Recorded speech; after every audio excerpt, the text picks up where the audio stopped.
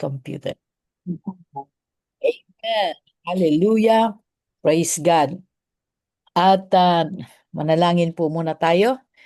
Amen. Glory to God. Maraming maraming salamat, Panginoon, sa pagkakataon na kami po ay magkasama-samang muli at pagbulay-bulayan ang iyong mga salita sa mga sulat ni Apostol Paul.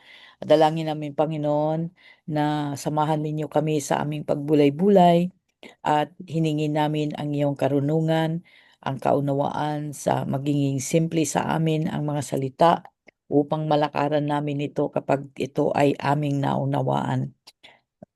Maraming salamat, Panginoon, sapagkat hindi ninyo kami iniwan sa dami na po ng mga nangyayari sa buong mundo ay nariyan kayo para kami ay palakasin at bigkisin mo kami sa iyong pagmamahal at gayon din, Panginoon, ang iyong kapayapaan ay sumasa amin kahit sa gitna ng kaguluhan.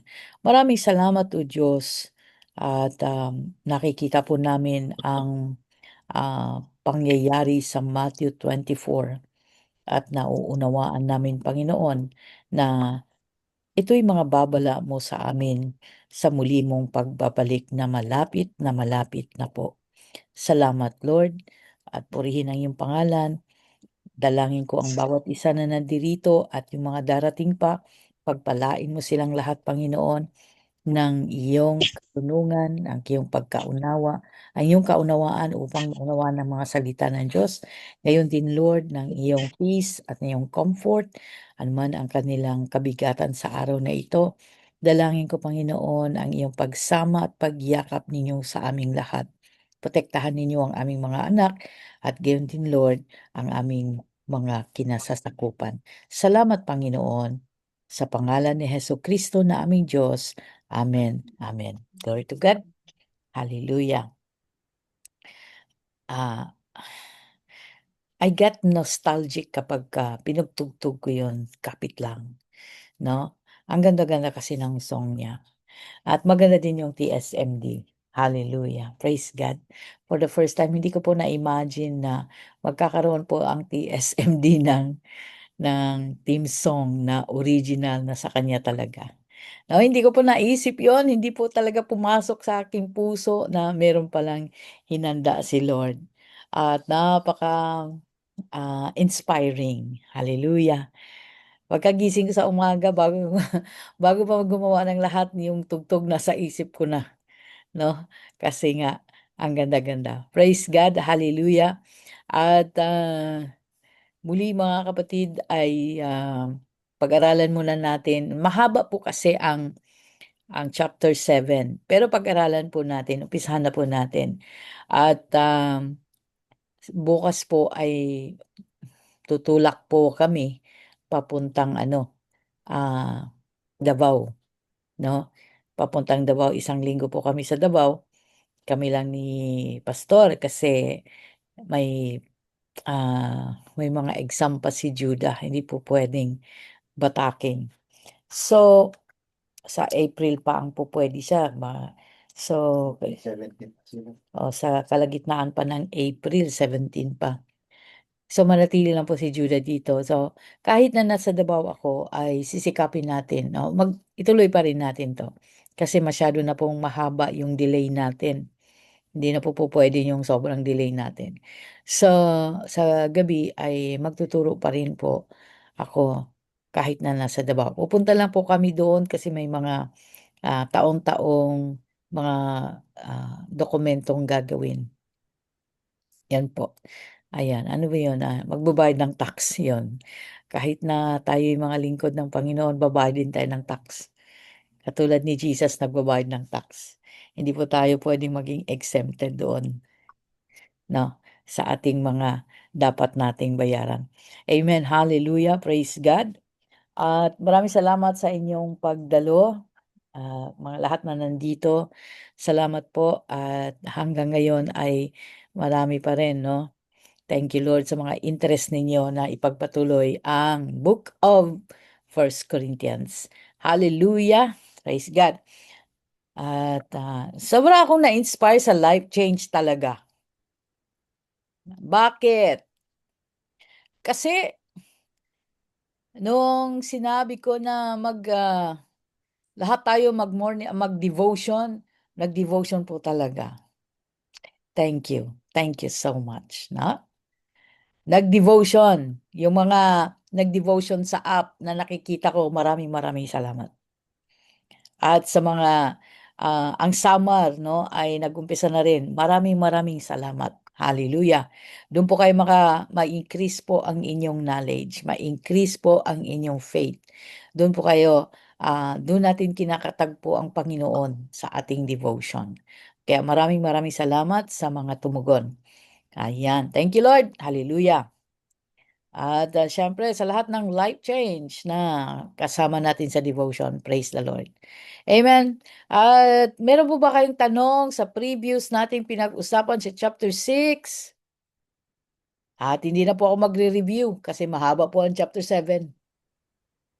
Meron po ba? Recorded naman. Paano kung magre-review? Recorded naman yun. No? Kung wala naman, ay alam ko naman talagang hindi kayo magtatanong. Very good talaga po kayo. Hindi po rin kayo nag-aaral. Thank you, Lord.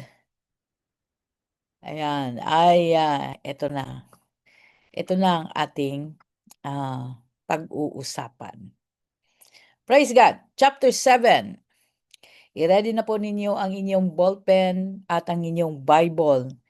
Ayan, iba-ibang kulay ng ballpen. Siguro next time ay humingi tayo ng ballpen kay Lord ng iba-ibang kulay na magaganda na hindi tumatago sa kabilang page. Oh, di ba? Lord, pahingi ng magandang ballpen o magandang marker. Hallelujah. Thank you, Lord. Para sa lahat. No, para sa lahat. Thank you, Jesus. Amen. Okay, so chapter 7, ang chapter 6 po ay isa din po yung tanong. Yes, may gusto pang magtanong? Ayun. Marami po absinan. Okay. Ayan. Yeah. So, ang chapter 6 at chapter 7, ito po yung mga tanong ng mga tao sa kanya. No? Ano bang, sa chapter 7 is the principle of marriage. Hindi ko po ma-title na, actually ang buong chapter 7, ang pinag-uusapan dito ay relationship. Relationship sa buong chapter 7. Kaya binagbahagi-bahagi natin. Marami tayong pwedeng pag-usapan dito. Kung magtuloy-tuloy tayo at mapag-usapan natin lahat, dahan-dahanin natin na maunawaan ninyo kasi very controversial ito. Okay, unahin na natin itong the principle of marriage. Bakit ka ba nagpapakasal? Kasi in love ako. Yun ba ang rason? Nako, kung yan ang rason dahil in love ka, magkakaproblema tayo dyan. Kasi paano na lang kung sa panahong hindi ka na in love? Ah, paano na lang? Pag galit na galit ka, wala pong love doon. Kapag naiinis ka sa kasama mo, wala pong love doon. Sigurado po ako, ay naranasan ko na po yan. No? Hindi po totoo yung papakasalan kita kasi mahal na mahal kita, hindi ako makatulog, gusto kitang makasama. Nako, sandali lang po yan. Wala pang 5 taon, tapos na. Oh, kanya-kanya na. Hallelujah.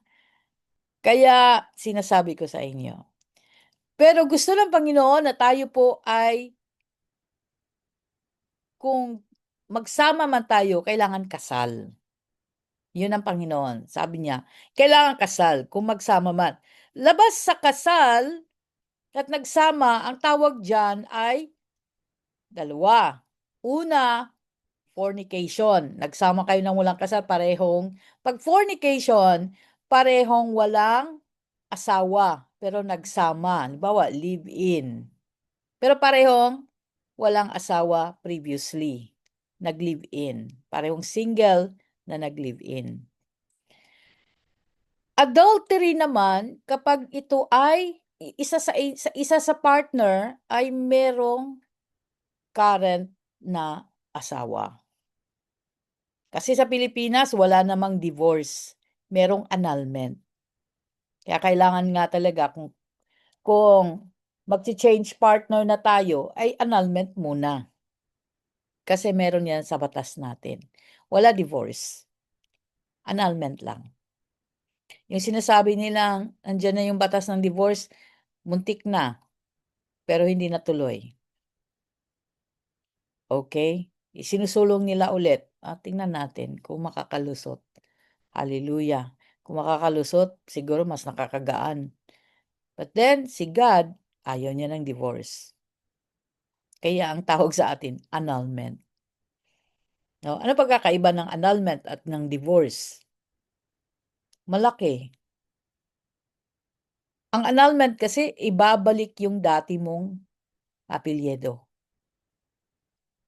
No? Ibabalik kung ikaw ay, kung wala kayong anak. Pero hindi ko alam sa divorce eh. Ano bang meron sa wala kasing divorce sa atin, no? Gano'n din mag-i-issue ka rin ng certificate of divorce. Kaya ang tawag sa'yo, divorcee kapag ikaw ay dinivorce. Pero pagka annulled ka o 'pag inannul mo ang marriage, ang tawag sa'yo annulled. Pero you will be treated as a single. Parang burado yung yung records. Ayan, burado yung records. Binalik ka nga sa iyong pagiging single life. Ganyan. Pagka-divorce, ano ba ang kondisyon ng divorce? I'm not so sure about the divorce. Pero nag-i-issue din sila ng certificate eh. At complicated yata kasi may mga ari-arian pa na kung meron man ay pag-uusapan. May mga conjugal properties. Hallelujah. Praise God. Okay. So, sa principle ng divorce ng Panginoon, you cannot marry kung i-divorce mo. Hindi ko alam sa ibang bansa kasi naririnig ko sa Amerika, pag-divorce ka, pwede kang mag-remarry. Pero sa Panginoon, hindi pwede kung ikaw ay divorce. Pero sa Pilipinas, annulled ka, binura lahat ng records of marriage. Ibinalik ka sa pagiging single mo, pwede kang mag-marry. Ayun. Praise God. So, pag-usapan muna natin. The principle of marriage. Ito yung Christian biblical principle. Ito yung pinag-usapan ni Paul. Kaya sabi ko sa inyo, controversial. Now, concerning the things which you wrote to me, tinanong nila ito kay Paul sa verse 1. It is good for a man not to touch a woman. Agad-agad. Sinabi kaagad ni Paul, mabuti pang wag kang gumalaw ng babae. No? Nevertheless, mas gusto niya ang ibig niya sabihin ay single ka na lang. Kasi si Paul single eh. Kasi walang trouble kapag ikaw ay single. Yan ang sabi ni Paul. Wala kang trouble of married life. Marami kasing problema ang may asawa. Pero totoo naman yon. Pero pag single ka, ikaw lang ang iniisip mo. Hindi na yung mga anak mo, hindi na yung partner mo, wala ka masyadong intindihin. Kung hindi, sarili mo lang kung single ka. Pero may asawa ka, marami kang intindihin, pati biyanan mo, ah, pati mga kapatid ng asawa mo, pupunta yan sa isip mo. Problemahin mo lahat. Ayan. Nevertheless, gayunpaman, because of sexual immorality, let each man have his own wife. Ayun. Kaya kung hindi mo rin mapipigilan dahil nandyan ang tukso ng sexual immorality, ay kailangan na mag-asawa ang lalaki. And let each woman have her own husband. Kailangan sila mag-asawa. Pero kapag nag-asawa ka na, huwag ka nang lumingon sa iba. Kasi meron ka na nga, di ba? Tag-isa na nga kayo, di ba? And the wife does not have authority over her own body. Anong ibig sabihin yan? But the husband does. O maraming gumagamit nito. O wala kang authority, akin ang katawan mo. Hala, hindi ang ibig sabihin nun ay pareho kayong magbigay. Hindi mo ipagkait ang iyong wifely duty or husbandly duty, ang iyong duty as a husband. When it terms to sex, when it terms to caring, in terms of provision, in terms lahat, no, in terms even of how you dress up, kailangan magbigayan. And likewise, the husband does not have authority over his own body, but the wife does. So mag-meet kayo sa gitna. Verse 5, do not deprive one another except with the consent for a time. Siyempre, hindi laging, oy, hindi ako, ayoko dear, ayoko sa kaka-restrict mo, sa kakaayaw mo, yung isa sa partner mo, ay nabagot na, di maghanap na lang ako ng iba, ayaw mo pala. Normally, ang problem sa loob ng bahay, no, hindi man natin ito inaamin, but it started in a sexual, problem. Yung ayaw magbigay. Kasi pagod, kasi maraming rason. Pero si Paul ang nagsabi, do not deprive. Huwag mong ipagkait one another, lahat, sa bawat isa. But with consent, kailangan pareho kayo nag-agree for a time. Merong time na, oy, hindi pwede ngayon ha. Kausapin mo, ay sige, okay. Sabi naman na, hindi naman lagi-lagi yon. Basta nag-uusap kayo. Tayo pa naman, takot na takot tayo pag-usapan ng sex. No? Kasi, meron tayong restriction in the mind. Kristiyano ka, huwag mo pag-usapan ng sex. Not in the dirty way, but here, pinag-uusapan yung responsibility mo to give your body also, not depriving your partner. Si Paul na ang nagsabi niyan. That you may give yourself to fasting and prayer and come together again so that Satan does not tempt you because of the lack of self-control. Kapag sa panahon, ang verse 5, ang sinasabi dito, wag mong i-deprive ang partner mo, ang asawa mo, pero sa panahon na ikaw ay mag-fasting, na ikaw ay mag-prayer, wag muna, pigil-pigil din. Pero may communication dapat. Kasi bigla ka na nag-fasting, hindi alam ng partner mo, hindi alam ng asawa mo na ikaw nag-fasting. Tapos nangalabit sa'yo, uy, nag-fasting ako. Ba't di mo sinabi para nakapag-prepare din siya? Uy, nag-prayer ako, hindi ako pwede. Hindi ganun. Kailangan, there is a schedule. Kaya importante ang scheduling. Kasi, you're not on your own. Yun ang punto ni Paul. Na hindi mo, you're not in authority of your body. Ganon din ang iyong partner. Hindi rin in authority to their body, to his body. Pero, yun nga ang sinasabi, na dapat may consent, nag-uusap, na magpa-fasting ako, hindi mo na, control mo na tayo. Pwede naman yun. Pag-usapan, hindi yung binigla mo yung kasama mo. Kaya nga sabi niya, and come together again. After fasting, after the prayer, o come together again. Kaya nga ini-schedule, pagkatapos ng fasting na lang. Promise. So that Satan will not tempt us. Kasi wala tayong mga control sa ating sarili.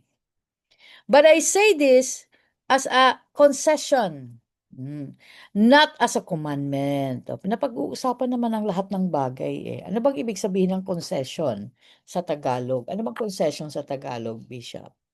Session. Oo.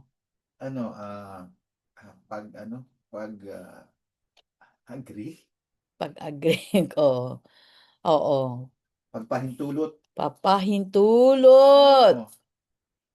Kaya Pagkasundo. pagkasundo-sundo. Oo. Pagpapahintulot. Tama yan. So, ang sinasabi ni Paul na hindi ito utos, pero sinasabi ko to na magbigayan kayo sa isa't isa. na kayong dalawa bilang mag-asawa ay meron kayong concession, may pagpapahintulot. Hindi yung pag galit ka, dahil galit ka, gusto mong gumanti, i-deprive mo siya, that is really bad. You're causing trouble.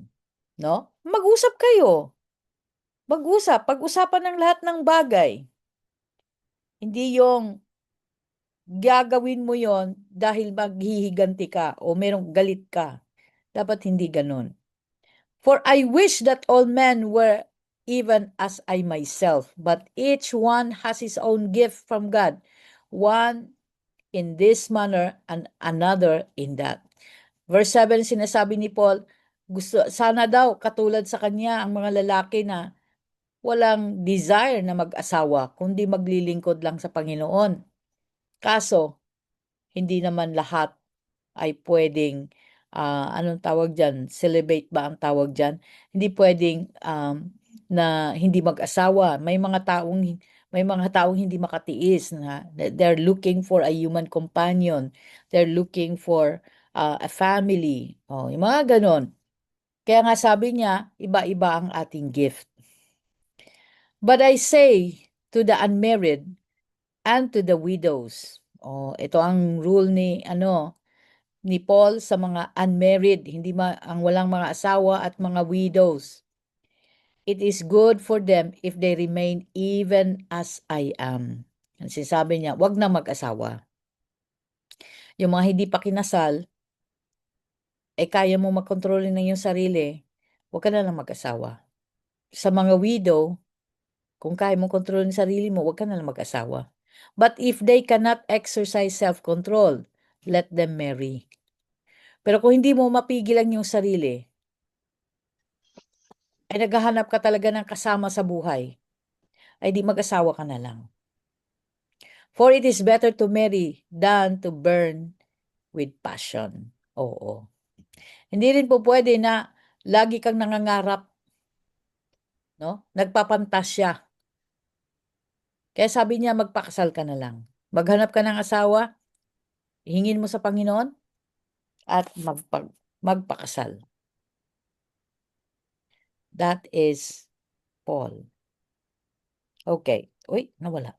Okay. Hallelujah. Sex is exclusive to those who are legally married. Ang sex po, hindi po siya masama kung ito ay ginagawa ayon sa kalooban ng Panginoon. Ang purpose ng sex ay to procreate, para po dumami ang tao. That is to procreate. And it's exclusively given to those who are legally married. Para sa mga kasal, legally kasal. Not living together without legality for whatever reason. Ano man ang rason na gusto nating mag-live-in o mag-try. Ngayon po ang panahon ngayon, no? They say, mas maganda kung mag-try muna tayo. Hindi pwede yung try. Walang trial. Ito yung part na ayaw ng Lord ng trial and error dito. Hindi pwede trial and error dito. Kailangan follow ka sa kalooban ng Panginoon. Sabi nga ni Paul, however, Paul is clear in his words that nothing should be imposed by either, meaning sex should be mutual consent and to be enjoyed by both husband and wife. Oo, dapat concession, dapat na pag-uusapan, dapat may pagpapahintulot sa bawat isa para ma-enjoy ang sex sa mag-asawa. Kasi pag hindi na-enjoy ang sex sa mag-asawa, maghahanap yung isa doon sa labas.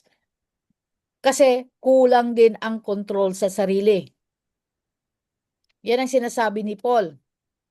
No? Kaya magkaroon tayo ng concession. Neither should be deprived, verse 5, when the need arises except with the consent for a time in case of during fasting and prayer, as Paul noted. Temptation of sexually immoral immorality comes when self-control is not exercised and deprivation is imposed by one party for whatever reason. Pumapasok ang temptation sa relasyon ng mag-asawa kapag merong isang nawala ng self-control. Nawala na ng halimbawa, there's no more communication. Galit na galit, no? Walang pagpapatawad dahil hindi na kayo nag-uusap, hindi na rin kayo, you don't come together. So, pag you don't come, hindi na kayo magkasama sa isang kwarto, ay syempre, you are depriving yourselves. So, hindi mo na rin pinahintulot na gamitin ang iyong katawan, ng iyong kasama, ng iyong asawa. Kapag nangyari yan, kung ano man ang rason, papasok na ang temptation. Dito tayo nalalaglag. Kaya mahalaga ang communication. In other words, you cannot be frigid or fringe. Ano, bakit fringe ito? Frigid dapat, frigid. Hindi po to fringe. Mali. Frigid, yung parang kang tuod. Nasaan na yun? Ay, sorry, mga kapatid. Frigid po yan, hindi fringe. Parang tuod, matigas. Sa iyong marital bed. Sex has to be enjoyed by both husband and wife so as not to be tempted to commit adultery. Paul is very clear to say that he is not giving a command as if to force the husband or the wife in terms of sexual intercourse. He said it should be a concession in verse 7b, when the need arise. Napag-usapan. Kaya nga sa mag-asawa, hindi ka dapat tuod. Ano ba ang tuod? Yung matigas, yung walang pakiramdam, yung paano ba yan? Hindi mo na i-enjoy. Kailangan i-enjoy mo. That is, Paul is telling us, para walang temptation. Hallelujah. Kaya nga, alam ko sa ngayon ay hindi na importante ang virginity, but in the time of Paul, importante. Sa Panginoon, importante po din yan. That both parties, male and female, are virgin. No? Kung makip natin ang ating mga youth na they keep their virginity until the day of marriage, lalaki o babae, para hindi po talaga sila matukso na gumawa ng hindi tama. That I'm praying for my son. I'm admitting it. That the Lord will keep him safe. That the Lord will guide him. Kasi syempre sa panahon ngayon, mga kapatid, hindi na po importante yung mga sa kanilang isipan. Pero for the Lord, it is very important. So if we can teach our children to keep their virginity until the day of marriage, hindi lamang sa babae, kundi pati sa lalaki, that the Lord will sanctify their marriage kasi parehong virgin. No? Importante po yan. Praise God. Hallelujah. But then again, i-consider natin ang sinabi ni Paul, no? Na it is a concession sa mag-asawa. Hallelujah. Importante ang communication. Importante ang pag-uusap, mga kapatid. Hindi yung one-way ticket lang ang pag-uusap. No? Kasi nakakawalang gana naman yung hindi mo nakakausap. Praise God. Okay. Second thing that Paul was discussing is keep your marriage vow. Kailangan alagaan natin ang ating mga panunumpa. Alalahanin mo kung ano yung panunumpa mo sa iyong marriage. O lagi kami nag-aalalahanan ni Bishop sa mga panunumpa. Ano ba yung mga panunumpa? Kami, pagka nag-conduct si Bishop ng marriage, or renewal of marriage, ang parehong party, lalaki at babae, pinapa-prepare po yan ng sarili niyang vow. Hindi na po yung susundan mo, ito ang vow, no? Hindi. Bagkus meron siyang part na siya mismo ang magsabi kung ano yung vow niya sa magiging wife niya. At gano'n din ang wife sa husband. And it's very emotional part kasi exciting nga po ang marriage eh. No? So basahin natin, sabi dito, now to the married I command, yet not I, but the Lord, a wife is not to depart from her husband, but verse 11, but even if she does depart, let her remain unmarried. Oh, ito na yon. Kung makipaghiwalay ka rin lang sa asawa mo, ano man ang dahilan, hindi ka pwedeng mag-asawa. Or be reconciled to the husband, and a husband is not to divorce his wife. Ganun din.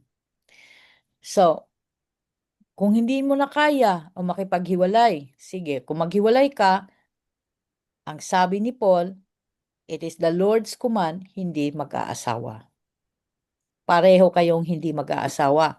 So, mas maganda pang magbalikan na lang kayo kasi wala ring mapupuntahan yung paghihiwalay nyo. Hindi kayo pwedeng mag-asawa ng iba. Pero ngayon, violate po itong command na ito. Pero sa mga masasabi ko po na nagkaroon ka ng second husband or second wife, no? The Lord will still have mercy on all of us. He has grace upon us. This is the law, but then He has a grace for us. Kaya ayusin po yan. No? Ayusin po yan. Kailangan po ay kung nag-asawa tayo ng iba, pero meron tayong previous commitment, ay magkaroon po yan dapat ng annulment from the previous.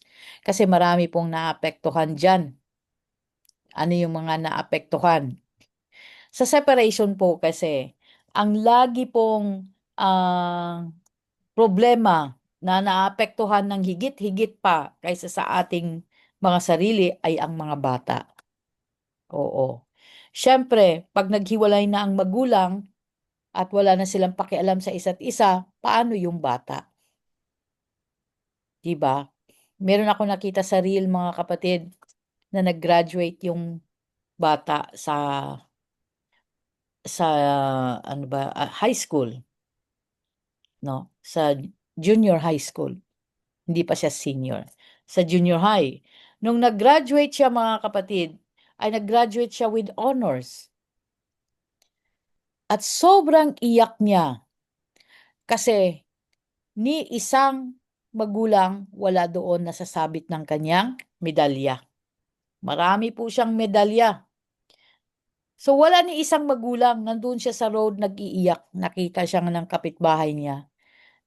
At ito si kapitbahay naman vinidyo. At sabi niya, ano nangyari sa'yo? Ba't ka umiiyak? Ay, ang dami mong medals. Yun ang kinento ng bata. Nasaan palang magulang mo? Ba't walang pumunta?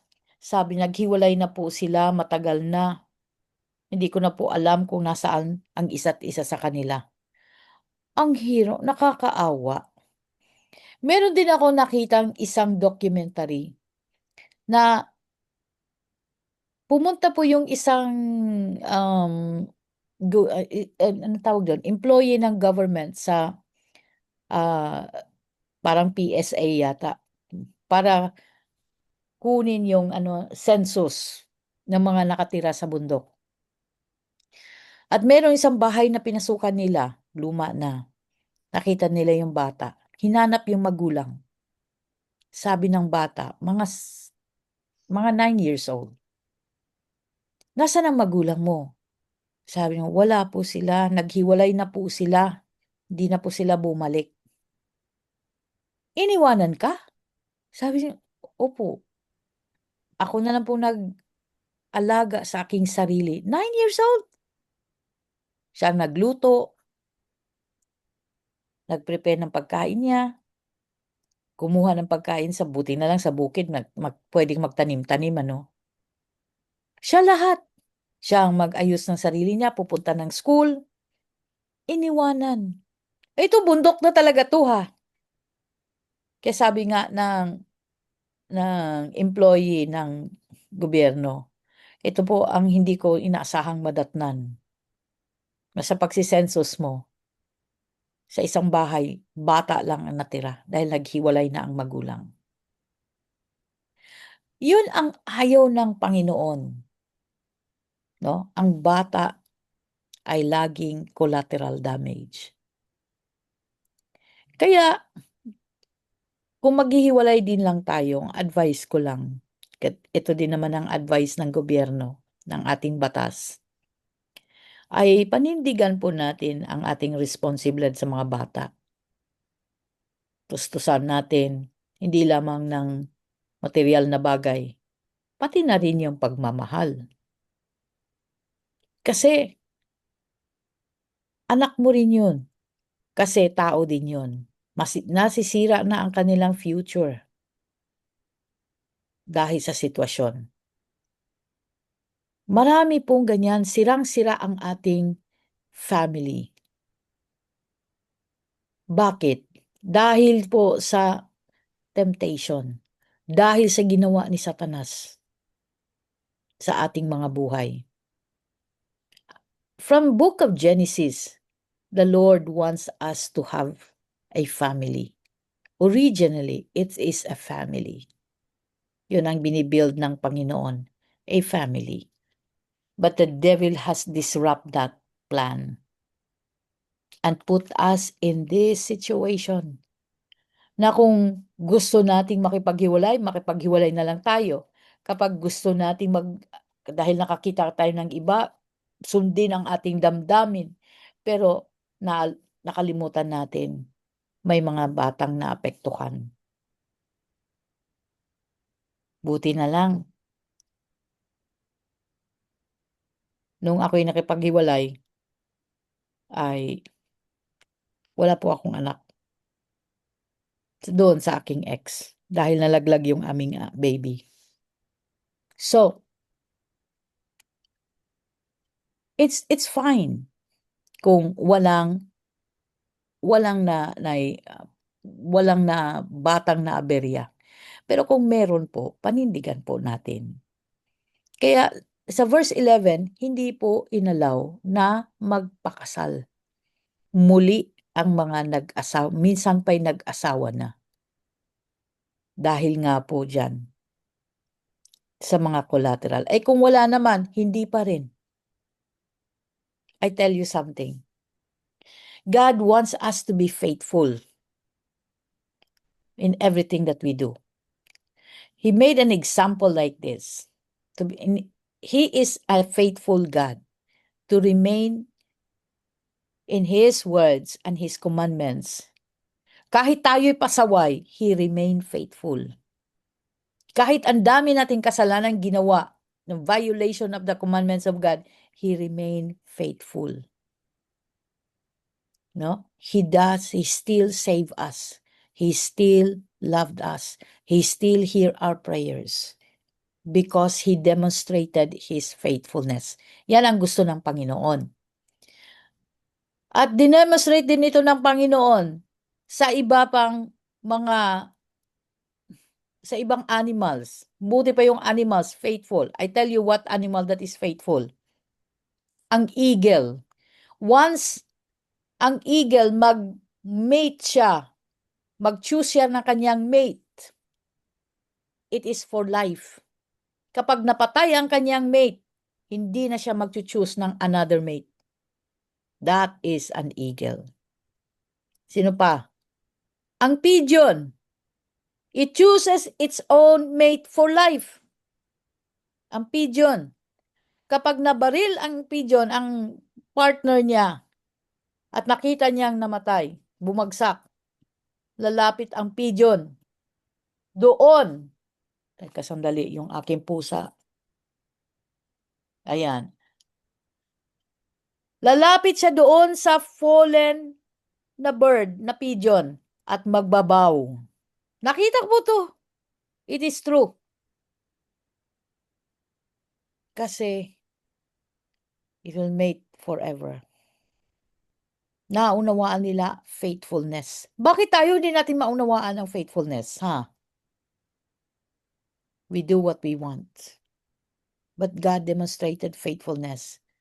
Kaya mahilig ako mag-watch ng environment, ng mga creation ng Panginoon.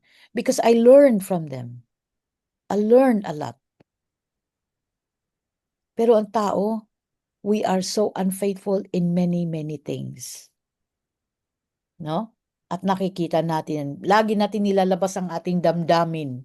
At binibetray tayo ng ating damdamin, pero hindi natin alam yon. Hallelujah. Verse 12. But to the rest, sabi niya, yun mag-asawa ha, yun ang sinabi niya. Pero ito sa iba, sabi niya, to the rest, not the Lord. Sabi niya, the rest I, not the Lord, say, if any brother has a wife who does not believe, this is not the command of God. It is Paul saying this. If any brother has a wife who does not believe, and she is willing to live with him, let him not divorce her. Halimbawa, isa ay born again, ang isa ay hindi. Oh. Pero bago nag-asawa, alam na niya na born again siya. Ngayon, nag-asawa sila. Willing ba yung hindi born again na mag-continue yung born again sa kanyang pananampalataya? Kung willing siya, then let him stay. Kung willing yung isa na magpatuloy. E paano kung hindi willing? Ay, paninindigan mo pananampalataya mo. Hayaan mo siyang umalis. Pero ikaw manindigan ka sa iyong pananampalataya. Basahin natin. Kasi dito, una sinabi niya, kung willing tanggapin niya ang iyong pananampalataya, na hayaan ka niya kahit hindi siya born again. Hindi siya kailangang i-divorce. Verse 13. And a woman who has a husband who does not believe, if he is willing to live with her, let her not divorce him. Ito, si Paul nagsasabi, hindi si Lord. Maliwanag. But to the rest, I, not the Lord. Si Paul nagsabi, hindi ang Lord. So, verse 14. For unbelieving husband is sanctified by the wife, and the unbelieving wife is sanctified by the husband. Otherwise, your children will be unclean, but now they are holy. Oo. So, kung willing ang isa na hayaan kanya na mag-worship ka sa iyong God, as a one true God, as a born-again Christian, then hindi kailangan na maghiwalay kayo. Kasi iba yung kanyang unbeliever nga siya. Because now, he will be sanctified. Makikita niya yung faith mo. At pag nakikita niya yung faith mo, mababago siya. Mababago ang kanyang puso. So, he will be sanctified. Ganun din ang lalaking asawa. Pati na ang iyong children ay mas sanctified because now you are introducing your faith to them. Verse 15. But if the unbeliever departs, umalis kasi ayaw niya, let him depart. A brother or a sister is not under the bondage in such cases. Kung iniwanan ka dahil nanindigan ka sa iyong pananampalataya, umalis yung asawa mo na hindi believer, sabi ni Paul, hayaan mo siyang umalis. No? Hayaan mo lang siya. Hindi ka under the bondage. Ano yung hindi ka under the bondage? Hindi ka walang magre-restrict sa'yo. Yon. But God has called us to peace. For how do you know, O wife, whether you will save your husband? Or how do you know, O husband, whether you will save your wife? Kaya nga, kung wala namang gulo na ang iyong pagsasama, hindi mo alam kung anong makikita niya sa iyo at kung talagang tapat ka sa iyong pananampalataya, mababago siya. The Lord will also call that husband or a wife that is unbelieving. So magiging later on, sasama din sila sa iyo. Pero kung aalis sila, you are not under the bondage, sabi ni Paul. Ibig sabihin, kung umalis sila, di umalis sila, pwede ka pa rin mag-asawa. Hindi sabi niya, hindi ka under the bondage. Because unbeliever yon. Hallelujah. So ito yung point ni Paul. For the believing couple, parehong mananampalataya na mag-asawa. Una, married woman is not to leave her husband. Hindi mo pwedeng i-divorce ang iyong asawa, lalaki. Siyempre, lalaki naman ang asawa kung babae ka. No? Pag babae pa rin yan ang asawa mo, naku, maghiwalay kayo. Kasi bawal yan. Dapat lalaki, babae. Sa ngayon kasi meron ng nag-aasawa parehong same sex. That is not counted as marriage. So, chapter number 2, husband is not to divorce his wife. So the woman is not to leave the husband. Pangatlo, if sexual immorality is committed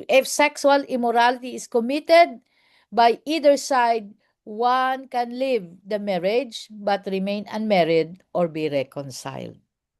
Yun ang verse 11a and Matthew 19:9. Si Jesus nagsabi niyan, hindi pwedeng mag-asawa. Okay. Now naman, gusto kong magtanong kayo mamaya. In case of unbelieving husband or wife, ito naman, if the unbelieving husband or wife is willing to stay in peace, then no divorce will happen as unbelieving partner. As the unbelieving partner and children are sanctified by the believing brother or sister, meaning husband or wife. Yan ang verses 12 to 14. Pangalawa, if the unbelieving husband or wife is not willing to stay, ayaw niya ang pananampalataya mo, makipaghiwalayan, and decide to leave the marriage, the unbelieving brother or sister is not in bondage, hayaan mong umalis. Then you are free. The unbeliever partner can leave the marriage. Pwedeng umalis siya sa marriage. That's verse 15. But then, ang batas natin, hindi naman nagsasabi kung believer or unbeliever. Ang batas natin, the law of the land. Pag nag-asawa kayo, kahit ano pa ang inyong mga religion, ang inyong pananampalataya, basta't nag-asawa kayo under the law, bawal ang divorce. Wala kasi tayong divorce. So kung maghihiwalay kayo sa batas natin, dapat annulment. Wala yung separation. Ano yung separation? Kayo pa rin mag-asawa yon. Kung mag-separate din lang kayo dahil wala namang divorce, ang ano dyan ay hindi ka pwedeng mag-asawa ng iba, hindi ka pwedeng mag-girlfriend, boyfriend, hindi. You remain single, pure. Yun ang sabi ng ating batas. Pwedeng makasuhan, no? Pwede kang mag-file ng case kung nakita mo yung dati mong kasawa mo pa rin, hindi mo matawag na dati kahit hindi na kayo magkasama, asawa mo pa rin yon by the law. Now, pwedeng makasuhan. Dahil bakit ka nag-asawa? Bawal sa batas. Naunawaan po? O, tanong! Walang tanong? Pati sa pag-aasawa, walang tanong. Dapat dito, marami na kayong tanong. Hello? Ay, wala talaga. Praise God. Naunawaan to, hindi? Ang tanong, may naunawaan niyo ba? Praise God. Amen po. Salamat sa nag-amen. Kala ko wala pa rin sasagot. 30 katao, isa lang nag-amen, isa lang nakaunawa. Thank you, Lord. At least merong isa. Praise God. Hallelujah. Sa batas natin, ito Biblia, sabi ni Paul. 'Di ba? Hindi pag kinasal ka, may believer, may unbeliever. Dalawang sitwasyon. May believer at may isang unbeliever. Kung parehong believer, walang pwedeng divorce na mangyayari. Kapag isa sa mag-asawa, sa mag-asawa ay nagka-commit ng adultery, then you can leave the marriage because the marriage bed is already defiled. Pwede kang umalis, iwanan mo siya, but you remain single for the rest of your life. Hindi naman for the rest of your life. Masyado naman yun. For as long as the husband or wife is alive. Hanggat buhay. No? Hindi naman forever yan. Wala namang forever dito.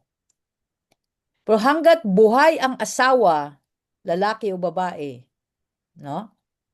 Hindi ka pwedeng mag-boyfriend, mag-girlfriend, mag-live-in, mag-asawa. Hindi pwede sa batas ng Diyos. Sa batas din natin sa Pilipinas, hindi rin pwede. Ma-filean ka niyan ng bigamy,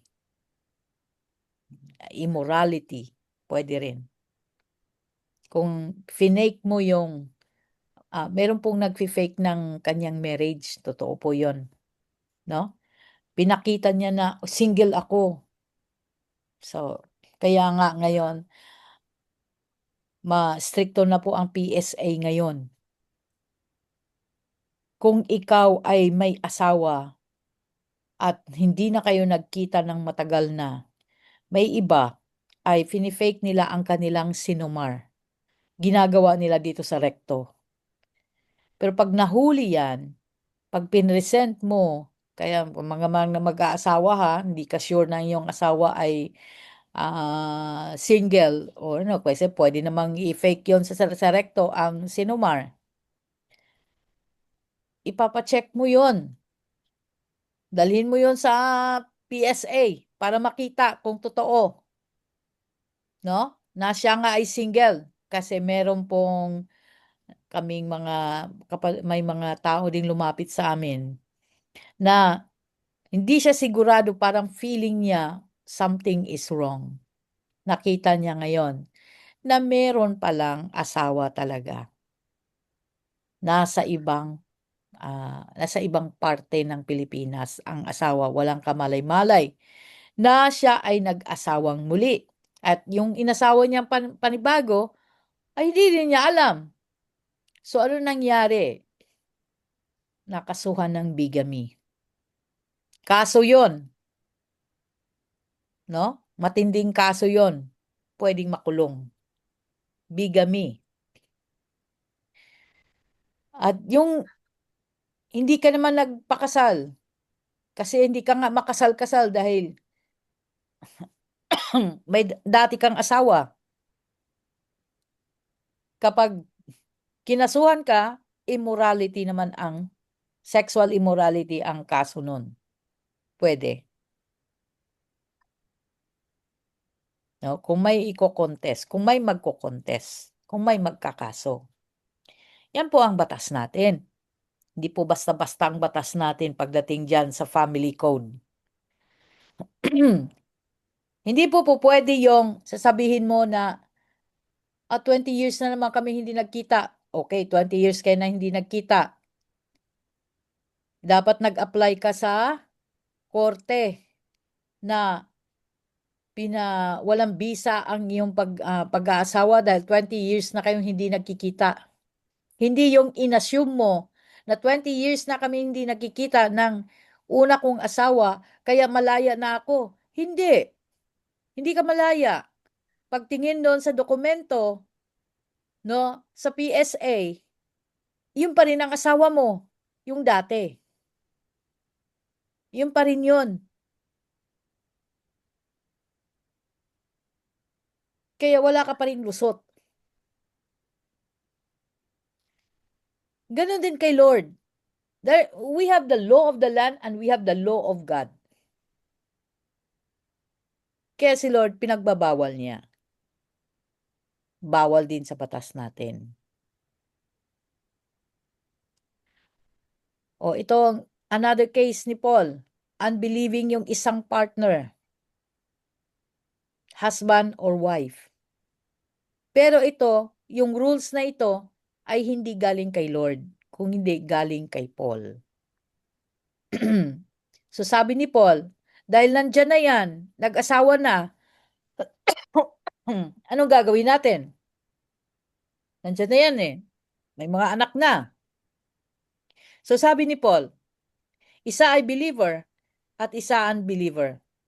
Siguro sabi dito ng mga Corinthians, ay di bale, maboborn again din naman siya. Di ba mahilig tayo ng ganon? Pag sinabi ng pastor, wag yan kasi unbeliever yan. Ano sinasabi natin? Ay pastor, magiging believer din yan. Oh, hallelujah. Nakarelate ba tayo? Yes, nakarelate tayo. Sandali lang. Mag-spray lang ako sandali. So, darating yung time na magkakagulo. Ito na ang rules ni Paul. Dahil nandyan na yan, nag-asawa yung unbeliever at believer. Which is actually hindi allowed. Dahil ang Korinto ay mahilig sila ng ganito. Ang Korinto talaga is like a present church. So, ang sabi ni Paul, kung willing yung unbeliever, then let him stay. Kung willing siyang na ipagpatuloy ng believer na asawa ang kanyang pananampalataya. Pero kung hindi, ay pwede ring umalis. Hindi naman in bondage yung believer doon. Diyan. Let him go. Oh. Kasi unbeliever. Yung believer ay totoong believer. At ang hindi yung nagkukunwari. Halimbawa, ay parehas naman silang born again. Parehas ba talaga silang born again? O baka naman hindi totoong pagiging born again nung isa. I don't know. I don't want to uh, create something in your mind. But this is the rule. Okay? This is the rule. Baka kasi sa church, ay, gusto mong, ay di magiging born again din yan. Ito yung mga issue na ito eh. O, ito yung sa Corinto. Amen. So maliwanag na, maliwanag. Ilang beses ba akong umulit dito para lang maunawaan. So, ay may mga tanong dito. Sabi ni Tess Arceo, in 2012, my husband filed a divorce in USA. It was approved. And he married his girlfriend there. Now he divorced his wife there and wanted to go back to me. Ooh. Will it be godly to accept him and we remarry? This is not yet a believer. He is not yet a believer. Ah, okay. So, kasi accepted naman sa US, sa law, sa batas, di ba? It's a law na test, no? Batas naman yan. Nag-divorce na siya. So, then nag-divorce na siya according to the law ng land, law of the land, ay pwede. Oh, pwede naman. According to God, ang tinatanong mo, godly ba yon? For me, it is godly. Kasi he came to his senses. Ikaw ang una niyang pinakasalan. And you remain faithful. You waited until the time that he is coming back to you. Yes, pwede yun. Ibig sabihin, para sa'yo talaga siya. Oh, amen. Glory to God. Tess. Thank you po, Pastora. Tess, parang nasabi ko to sa iyo long time ago na babalik ang asawa mo. Opo. Oh my God. Hallelujah. Oo, nasabi ko to. Basta sabi ko Opo. sa iyo, you wait kasi he will come back. Ah, grabe. Grabe si Lord, no? Thank you, Lord. Opo. Pero Yeah. Pastora, of course, I need prayers pa din po kasi on my part, though parang mas lamang na okay lang na i-welcome back ko siya. Pero I need also preparation for myself kasi parang may fear ako na masasaktan ako uli, na gagawin uli sa akin yun. Para bang, ano ko yung parang balik-balikan na lang ganun. Parang Oo. ganun yung fear ko. Pero mas Okay. lamang naman po yung gusto kong maging maayos. Mm-mm. Well, wala namang relationship test na hindi ka masasaktan. Opo. Lagi naman tayong nasasaktan because we are very touchy people. Pero ang masabi ko sa iyo, I believe that you have matured from the situation na walang nangyari sa iyo. You have matured. And the Word of God has also mature you in many ways. So trust God. Opo. Kasi before you were not matured, but now I see you are maturing. You are matured now. Thank you po, Pastora Tess. Praise Thank God. you din po mga brothers and sisters dito. Amen. Hallelujah. Opo. Naalala ko lang. Praise God. Opo. Amen. Thank Glory you to po. God. Amen. At sino pa dito? Si Neri, si Brother Neri, Pastora, wala po bang masama o kasalanan sa mag-asawa na ang layo ng agwat ng edad mga 20? Parang anak na po ang nagustuhan mo. Salamat po. Ayun. Hindi naman. Wala mong masama doon, no? Walang masama kung tama ang proseso. Okay? Kung tama ang proseso. Masama kung hindi tama. Halimbawa, si David sa kanyang old age, maraming binigay sa kanyang virgin no? To keep him warm. Kasi nga matanda na siya at ano ba, nagkasakit na si David. Pero alam mo, meron din kasing nag-aasawa ng bata for a wrong reason. What is a wrong reason? For witchcraft. Hindi rin po pwede yon. Ang tinitingnan lang ng Lord sa atin ay yung ating puso.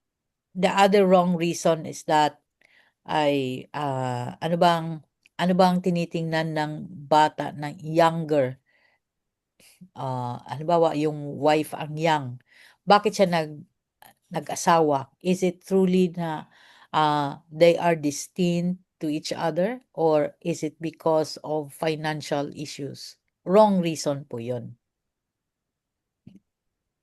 Makikita po ng Lord yan. Hindi po pwede mga ganyan. Kasi hindi naman tatagal yung marriage na ganyan. Okay? So sa lahat po ng ating gagawin, ang titingnan ng Lord ang puso natin. Kaya kung mali yung intention mo, mali din yan talaga. The Lord will not accept it. Amen. Ayun, at si Tessar says sabi niya, we were both unbelievers when we got married in 1987. Oh, okay. 1987? Kaka-college ko lang nun hindi pa magka-college pa lang ako noon kasi 88 ako nag-college Grabe 'no? Hallelujah. Bata niyo pa nag-asawa. Thank you, Lord. Amen. At si Mildred, may tanong po ako, Pastora. Dahil po aking sitwasyon, 25 years na po ako na hindi po kami nagsasama. Ayaw ko naman makipagbalikan sapagkat kawawa naman ako. Doon, halos patayin ako na hanggang ngayon, binabantaan pa akong patayin. Ay, grabe pala talaga ang spirit of violence ng naging asawa mo. Tama po ba yung sabi ng anak ko, gawa kami ng kasulatan na maghiwalay na kami sa barangay o ipaanal na lang para ma-free na ako? Salamat po. Ipaanal mo. Ipaanal mo na lang, no? Yun lang. Eh, lawyer naman yung anak mo, ipaanal na lang. Hindi yung maghiwalay kasi maghiwalay kayo ay alam mo, marami ka nang naipundar at ang asawa mo sa batas natin, Mildred, ay meron po siyang bahagi doon sa iyong naipundar. Yun ang problema doon, no? Meron siyang bahagi doon. Oh. Kaya nga, ianal mo na lang. At yung mga ari-arian mo, ipangalan mo lahat sa mga anak mo. Ngayon na, bago matapos ang buhay mo. Kasi, pag natapos ang buhay natin, at meron tayong last will and testament, ay kasama po siya. Dahil hindi mo naman siya inanal. Hindi mo naman tinapos yung inyong pagsama. No, legally. Meron po siyang bahagi noon. Ayun ang problema din sa ating batas ay conjugal property lagi, no? Conjugal property. Kaya problema pag conjugal property. Eh kung sa 25 years na kayo nagkahiwalay, inassume mo na wala na. Legally, siya pa rin ang asawa mo. At pwede siyang maghabol sa iyong property. Yun ang masasabi ko. Pero lawyer naman ang anak mo, baka matakot din siya. Pero by law, pwede, pwede. Meron po siyang habol. Ayan. Thank you, Lord. Gaano kalaki yung habol niya? 50%. Oh, grabe. Oo, 50% ang husband or wife ng iyong property. Kaya yung tatay ko, sabi ng lolo ko, hindi kita pamanahan dahil ayaw kong mapunta sa asawa mo ang mga ari-arian ko, sabi ng lolo ko. Pero nung namatay ang lolo ko, wala namang siyang magagawa. May bibigay din niya yung ari-arian. Hinati niya sa anim na anak niya eh. At yon, yung ari-arian ng mama ko ay bagamat namanan niya yon sa tatay ko, ay sa lolo ko, kasi ang lolo ko talaga ang mayaman, ay 50% of the total ng ari-arian ng nanay ko ay napunta sa tatay ko. So, dahil ang tatay ko ay meron naman siyang dignidad daw. Hindi mabait naman yung tatay ko, grabe naman ako. Meron siya, ayaw niyang kunin. Sabi niya na pumunta siya sa lawyer at sinabi niya na i-waive ko na po yung aking rights. Ibigay na lang sa mga anak. So, winave niya. Pero, punta siya sa lawyer nung tumanggap ng last will and testament. Yung lawyer na yon, at yung family lawyer namin ng buong angkan. At yun po, inilagay po sa batas na wini-waive po ng aking tatay ang kanyang karapatan at ibinahagi sa amin lahat. Ang laki, di ba? 50%. Hallelujah! Kaya, mas maigi kong ianal para wala na. Hallelujah! Kung hindi, lalagay mo lahat yan sa mga anak mo para wala rin siyang habol. Praise God. Amen. Meron pa bang tanong? Bawal ang live-in. Walang live-in. Wala nakalagay dito na live-in. Sabi ko nga, yung mag-live-in ay dalawa lang ang kaso mo. Ay, tatlo pala. Sexual immorality. Pangalawa, either fornication or adultery. Bakit? Kung parehas kayo nag-live-in ay pareho kayong single outside the marriage, God calls it fornication. It's a sin. Kung isa sa inyo ay may asawa at nag-live-in kayo dahil matagal na, katulad niyan, sabi, matagal nang hiwalay, no? Inassume. Nag-live-in kayo. So, ang tawag diyan ay adultery. Oh, ngayon alam mo na ha, alam niyo na. Yan pala yan. Salamat po, Pastora. Opo, yun po ang sabi ng anak ko. Ipaanal niya na lang daw. Tama. Ipaanal talaga. Hindi mo kasi alam kung anong nasa isip ng asawa mo. No? Hindi mo alam. Buti na ngayon na hindi pa niya alam. Ipaanal mo na. Hallelujah. Paanal mo na. Hallelujah. Thank you, Lord. Amen. Okay. Live as you are called. May oras pa ba tayo? Meron pa. Okay. But as God has distributed to each one, as the Lord has called each one. Verse 17 na ito. So let him walk. O kung anong panawagan mo, ano ang panawagan sa iyo ng Panginoon, kailangan lakaran mo. Alam mo naman yun. Kasi bakit?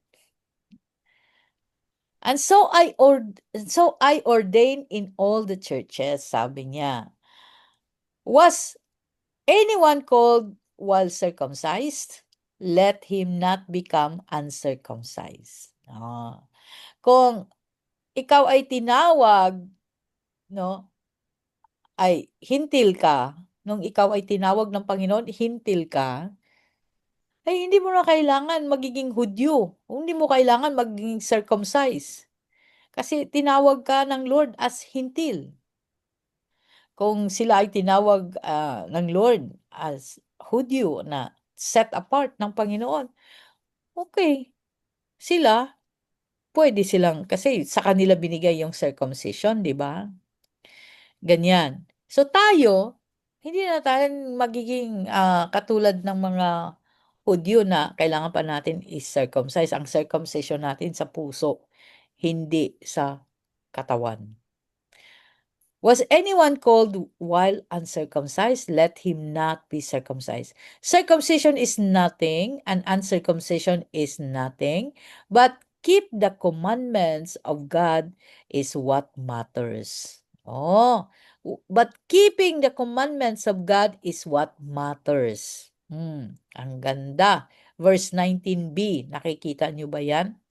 Na hindi naman yung circumcision or uncircumcision. Kasi, syempre, sa Corinto, naisip nila, o yung mga Hudyo, circumcised, dapat naging circumcised din kami kasi ang pinili ng Diyos, mga Hudyo, para kami mapili din, ay dapat circumcised tayo. Mga born again tayo eh. Tayo mga born again, hindi natin kailangan ma-circumcise physically. But we need to be circumcised in the heart. Yon ang kailangan dito, ma-circumcise, mabago ito, ma-born again ito. Yon ang circumcision natin.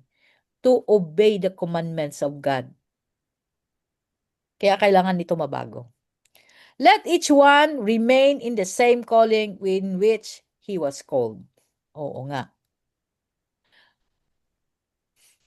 Were you called while a slave? Do not be concerned about it. But if you can be free, rather use it. So, ano man ang panawagan, nung tinawag ka, ano man ang katayuan mo sa buhay, hindi mo dapat problema yun. Kasi, ano lang ako ganito lang ako. Hindi mo dapat problema yun. Respond to God. No? Respond to God as He called you. If He calls you to be faithful to Him, do it with all of your heart.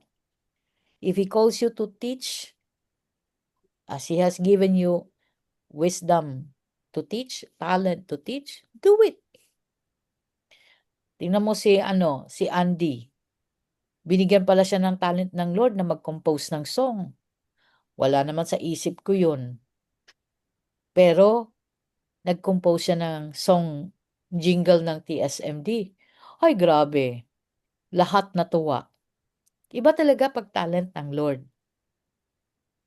People rejoices. Yung kanina pinatugtog ko, kapit lang, kay Andy din yon, no? Yun naman ang pinagdaanan niya. Pero nakaka-relate tayo. Nakarelate tayo. That there are times in our lives na nanghihina talaga tayo. But the song says, kapit lang. No? Huwag kang magdamdam sa mga pinagdaanan mo. Kapit lang kay Lord.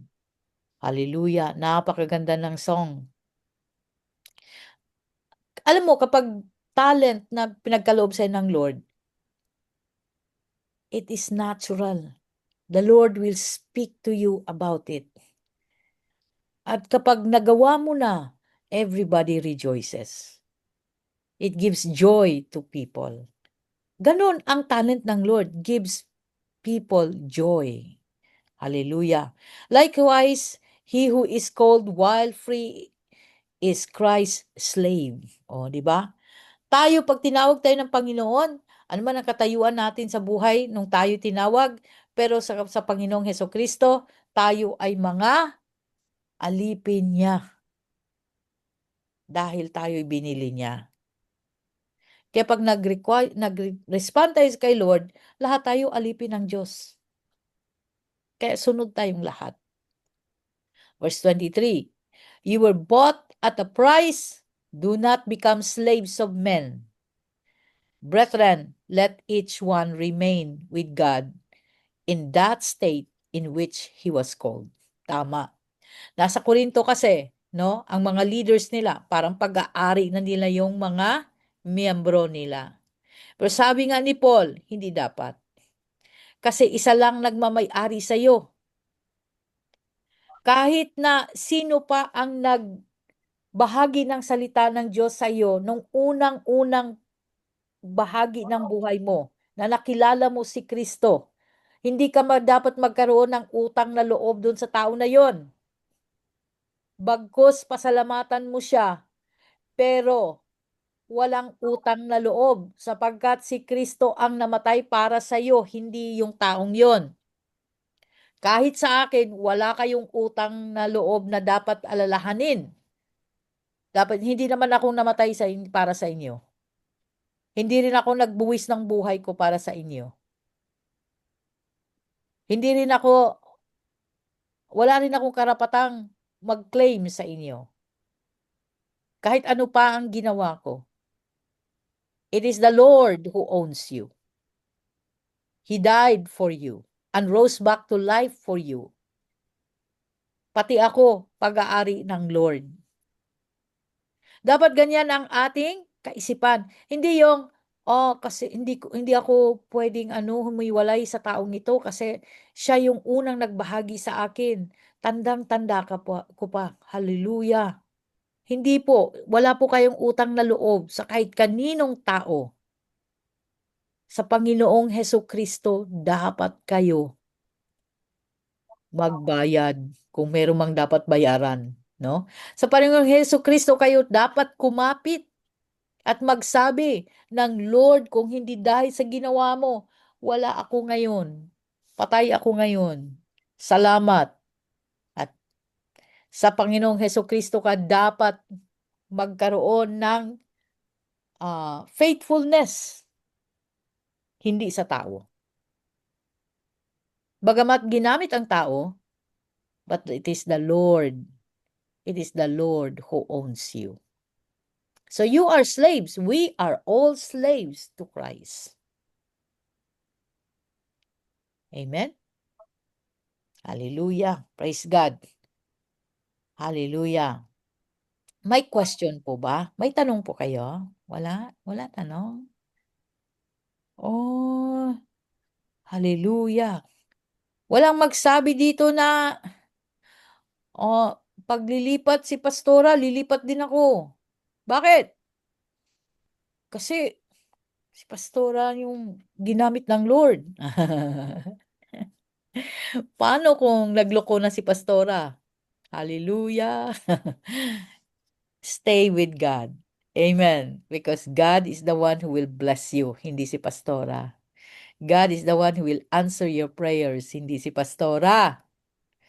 God is the one who will prosper you, hindi si pastora. Amen? Pero kung sabihin mo, mag-remain ako kay pastora because the Lord is with her, okay, remain. O, di ba? Ganon. Praise God. Hallelujah. Thank you, Lord Jesus. Paul emphasizes that our personal state or standing with the Lord Jesus Christ found us, when the Lord Jesus Christ found us and called us to Him, must not be changed. Ang ating personal state. Hindi porket na born again na tayo, hindi na tayo lilingon sa iba. Kasi born again na ako. Ayoko na sa mga ganyan. Hindi kasi yan mga believer. Huwag tayong ganyan. Marami ako narinig na ganyan. Ay, hindi kasi yan believer. Hindi kasi yan born again. Ay, pangit yung pagkaganyan ang ginawa natin. No? Hindi tayo makadala sa kanila, sa Panginoon kapag ganyan ang ginagawa natin. Dapat tayo mga believer, tayo magpapakita ng magandang kalooban. For the Corinthians, when the word found them, they were all unbelievers with different issues and sad stories in their lives. But they were accepted and it humbled them at the beginning. Nung makita ni Paul, nag-umpisa ng church si Paul sa Corinto, itong mga Corinthians na ito, iba-iba ang buhay nila, iba-ibang kasalanan, iba-ibang sad stories sa buhay. Pero tinanggap silang lahat ng Panginoon at nagpakumbaba sila sa umpisa. But that changed when the Corinthian church began to pick up their favorite preachers to follow and form factions and divides them within, as discussed by Paul in chapter 3. So, nagbago na nung iniwanan na sila ni Paul. Dahil si Paul ay 1 year and 6 months lamang siya doon. At nag-move out na si Paul, iniwan na niya sa bagong pastor. Ay nagkaroon na sila ng favoritism. Gusto ko dito, pastor na ito na mag-preach, hindi ko siya feel. Si ganun na lang, mas maganda si ganun. Nagkaroon na ng comparison, nagkaroon ng pagbangka-bangka o barangay-barangay sa loob ng church division. Some of them wants circumcision the way the Israelites circumcised themselves, which makes them religious. Others were concerned about status quo within the church.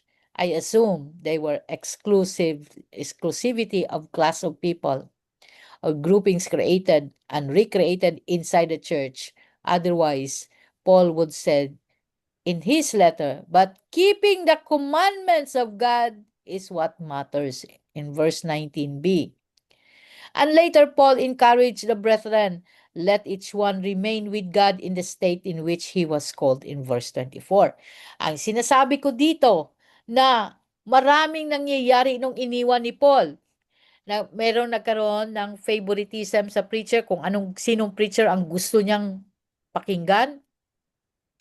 Meron din na grupo ng elite group na sila-sila lang, no? Halimbawa, yung mga may kaya sa buhay, ay tayo-tayo lang. Tayo magkakasama, no? Iba yung grupo ng mga chismosa, iba yung grupo ng mga elite. May mga grupo-grupo. May mga estado, ay iboto natin to, ay siya na lang magiging leader natin kasi malaki mag-tithes to. May mga ganon. So, nagkampi-kampi sa loob ng church. Pero sabi ni Paul, ang importante sa loob ng church, para sa mga tinawag ng Panginoon ay manatiling sumusunod sa batas ng Diyos at manatili sa Panginoon. Kung paano siya tinawag, manatili siya. Hallelujah. Naunawaan po ninyo? Praise God. Amen po. Ituloy na lang po natin ito sa susunod, no? Dahil parang hindi na po kayo nagsasalita. Okay lang po ba kayo? Amen. Okay lang, Pastor, Isa kahit pa. mahina na. Ganun ba? Mahina palang signal. The application to what Paul said in verse 24 is, we should not be ashamed of our status quo or standing in life even after we receive the Lord Jesus Christ. Hindi po tayo dapat nahihiya. Ay, kasi, hindi kasi ako fit sa group nila. Hindi ganon. Mali yon. For there is nothing to be ashamed of who you are. Whether you were a slave when you confess Jesus is your Lord and Savior as something more highly of themselves, while others look down on themselves as they think they are not worthy to give their service to the Lord. You must live to serve the living God as you called, because Jesus has freed us from the power of sin and made us slave to unrighteousness. Now we must serve him by living in his righteousness, for we have now become slaves of God. Romans 6:19-22. Now, wag po tayong magkaroon ng false humility. No?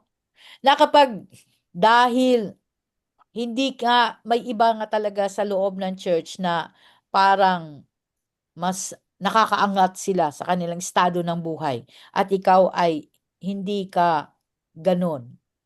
Kapag ikaw ang tinawag at sinabing mag-lead ka ng Bible study at meron kang nakita na mas nakalamang sa'yo, o ito graduate, ito board passer, pero hindi to tinawag na mag-lead. Sasabihin mo, ay, na lang kasi siya, meron siyang propesyon, meron siyang ganito, no? Mas nakalamang siya sa akin sa edukasyon. Ako, wala naman po ako eh. False humility. Ang tawag dyan. Kapag ikaw ang tinawag, ikaw ang tinawag. Bakit ka magtuturo ng iba? Tapos takot na takot ka magsalita kasi ang liit-liit ng tingin mo sa iyong sarili. Yan ang problema ng Korinto. Ang tawag dyan ay false humility. Kapag si Lord ang nagsabi, wala kang ibang iisipin, kundi rumisponde, gawin ang sinabi ng Lord. Yun lang. Kahit sabihin nila na, wala naman akong pinakakala mo kung sino, kahit sabihin pa nilang ganun, hindi naman sila ang tinawag. Si Lord ang tumawag sa'yo. Ang gusto nila, ay sabihin nila, Lord, tawagin mo rin kami. Pero kung hindi sila tinawag, hindi sila dapat magpakita ng kahit ano. Dahil baka tamaan sila ng Lord. Nangyari yan. Nangyari yan sa Book of Numbers. Na kung saan, yung mga Levita na hindi naman tinawag na magsilbi sa Panginoon sa Holy of Holies, anong nangyari? Anong nangyari doon? Nagalit si Moses. O sabi, sige, tingnan natin sa Panginoon kung kayo nga ay tinawag. Maghanda kayo ng inyong mga sarili. So, anong ginawa ni God? Dahil hindi naman sila tinawag at gusto nilang i-impeach si Moses at Aaron, ano nangyari? Nilamon sila ng lupa. Kapag hindi tayo tinawag, ay huwag tayong umasta like tinawag tayo. Pero kapag tayo ay tinawag, paano mo malaman na ikaw ay tinawag? Tinawag ka nga eh. Na-receive mo yung call? May magsasabi sa'yo, the Lord has called you, and then the elders will lay their hands on you. Tinawag ka nga. Then, respond. Kahit ano sabihin ng iba, na sila ay mas worthy sila. No. Ikaw ang tinawag ng Lord. Kapag sinabi mong, Lord, wag na lang ako kasi ganito lang ako, mayroon pang mas worthy, no? Kaysa sa akin. Kasi meron silang ganito, meron silang alam, ako wala. That is false humility. Ano yung false humility? Ano bang false humility sa Tagalog? Hindi tamang pagpakumbaba. Hindi ka mayabang ka sa harap ng Lord. Ang ibig sabihin, hindi totoo ang pagpakumbaba mo. Yan ang ibig sabihin ng false humility. Sa harap ng Diyos, mayabang ka. Bakit ka naging mayabang? Ba't ako naging mayabang? Ako na nga ang nagbigay. Ayoko na nga kasi mas nakakalamang sila sa akin. Sabi ng Lord, mayabang ka dahil ako ang tumawag sa iyo, pero ako ang tinanggihan mo. Anong tawag doon? Kayabangan. Kaya wag na wag mong gawin. God is not a human being that He would understand the way human being thinks. No. He is a king. If He points His finger on you, you respond. Regardless. Tahimik na naman sila. Okay. Tingnan natin ang mga question dito. Nasira ang speaker ni Nanay Raquel. Nako, problema yan. Good morning. Hallelujah. Amen. Okay, walang tanong. Living in righteousness is not allowing sin to control the way we live. By giving in to our sinful desires, false humility is as sinful as sinful desire. That is why our bodies must be completely surrendered to God. If we believe that we are now living in the new life in Christ and sin is no longer our master, Romans 6:12-14. Totally pati yung kaisipan mo, surrender sa Panginoon. Pero kung sasabihin mo, mag-false humility ka, that is a sinful thing sa puso mo. A sinful desire. Hallelujah. Pero pinagbibigyan ko lang naman po sila. Alam mo, hindi importante yung opinion natin. Kay Lord, hindi importante ang opinion natin. Ang importante kay Lord, tumawag siya, mag-respond ka. Yun lang. Okay? Yun ang importante sa Diyos. Tumawag siya, dahil hari siya, tumawag siya, tinawag ka niya, mag-respond ka. Kung ikaw ay magturo ng iba, that is already a sin. Bakit? Bakit ka magtuturo? Ikaw ang tinawag. Hindi ka pwede magsabi, no Lord, si ganito na lang. Hindi pwede. Siya ang namili, hindi ikaw. Kaya wag tayong mag-suggest. Hallelujah. Tahimik na naman kayo. Ano na naman? Bakit tahimik? Tinamaan. Nasako. Hallelujah. Ay, Thank you. nakikinig po. Nakikinig. Yes. Ayan. Amen. Wala na tayong oras. Pag-usapan natin unmarried and widows next time. Ayan. Saktong oras lang tayo. Huwag tayong sobra-sobra. Kasi pag sobra-sobra, hindi ko alam kung may pumasok o wala. Wala kasing tanong-tanong eh. Amen. Glory to God. At hallelujah. Siyempre, yung iba nasako, yung iba walang sako, yung iba nanahimik lang talaga. Amen. Glory to God. Do you want to say anything Meron bang violent reaction, Pastora? Parang hindi ko gusto yung sinasabi mo. Hallelujah. Wala naman. Ay, maraming salamat. Ayan. Praise God. So, tomorrow, we will fly to Davao. But then again, I will meet you Monday and Thursday. I will be teaching. Kahit nasa Davao ako. Kasi magbabayad lang naman ako ng tax doon. Wala namang ministry gagawin kung hindi itutuloy ko pa rin yung ministry that I've been away for too long already, no? So, kaya gagawin at gagawin ko pa rin yung pagtuturo. Amen, glory to God. At sa mga mentoring, ay nagsabi na ako sa mentoring, we will meet in 21 dahil wala. Doon na lang ako mag-mentoring. Ay, 21? Nandito na ba tayo ng Nandito 20? na tayo. Ay, nandito na pala kami ng 21. Balik ulit kami sa Manila. Amen. Hallelujah. Praise God. At walang comments, no violent reaction. Wala naman. O sige, mag-message na lang yung hindi makapag-comment. Kasi lagi nilang sinasabi, dito na lang po ako magtatanong. Pastora, titingnan na natin kung merong nagtatanong dito. At ayan, praise God. Wala naman. Thank you, Lord. Okay, so wala naman palang nagtatanong. Yung iba nasa work pa, replay na lang. Yung mga nasa work pa. Hallelujah. Praise God. Can I call, sino bang tatawagin ko dito?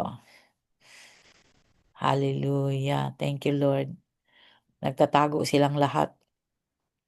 Sige, si ano na lang, si Pastora Mercy, si Rev Mercy, pa-pray natin kasi bago yung cellphone niya. Sige, Pastora Mercy. Subukan nga natin. Liwa-liwanag, oh, grabe. Ayan. Yes, po. Sige po, tayo po'y manalangin. Hallelujah, hallelujah. Father God, maraming salamat o Diyos sa panibagong kaalaman na ipinubad niyo sa amin, Panginoon, sa buhay po ni Pastor Atis. Salamat o God, na lalo mo, Panginoon, pinapalalim o God ang kaalaman namin sa iyong salita. At salamat po sa buhay ni Pastor Atis, Panginoon, na lagi mo siyang ginagamit para sa amin. O Lord, anumang bagay ang kailangan ng kanyang puso, dalangin ko ipagkaloob mo sa kanya, Panginoon. Amen. Anumang kalakasan na wala sa kanya, ibalik mo sa kanya, O Diyos.